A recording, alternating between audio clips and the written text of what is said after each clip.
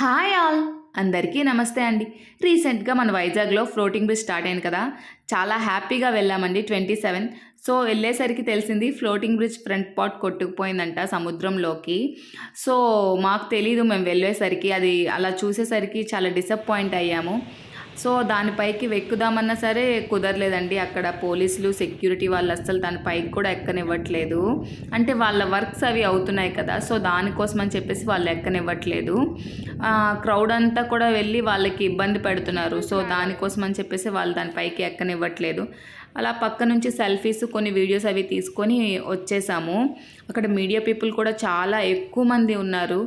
ఈ floating bridge పక్కా ప్లాన్స్తో కట్టారంటండి. 200 members ఎక్కొచ్చంట, కానీ వాళ్ళు 10 to 15 మెంబర్స్నే ఎక్కిస్తున్నారు. లైవ్ జాకెట్స్ కూడా ఇస్తున్నారు. చాలా సెక్యూరిటీగా ఉంచుతున్నా సరే ఇలా జరగడం చాలా కొంచెం సాడ్ అనిపించింది. మళ్ళీ కాసేపు అయ్యాక జస్ట్ పైకి ఎక్కి నిలబడి కొన్ని విజువల్స్ అవి తీసుకున్నాం. ఆ కెరటాలు వచ్చేటప్పుడు భలేగా ఉందండి. ఆ వేవ్స్కి ఆ ఫ్లోటింగ్ బ్రిడ్జ్ నిజంగా అది ఓపెన్ ఉండి చక్కగా ఉండుంటే మేము కూడా వెళ్ళి ఆ ఎక్స్పీరియన్స్ చేసేవాళ్ళం. చాలా బాగుంది ఎక్స్పీరియన్స్ అది.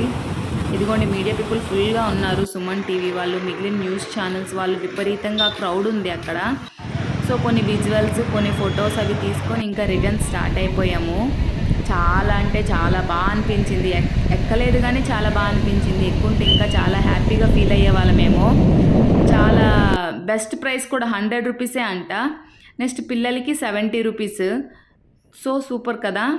చాలా ఎక్కువ క్రౌడ్ అది అంతా కూడా చూసేసరికి ఎక్కకపోయినా సరే చాలా బాగా అనిపించింది నాకైతే.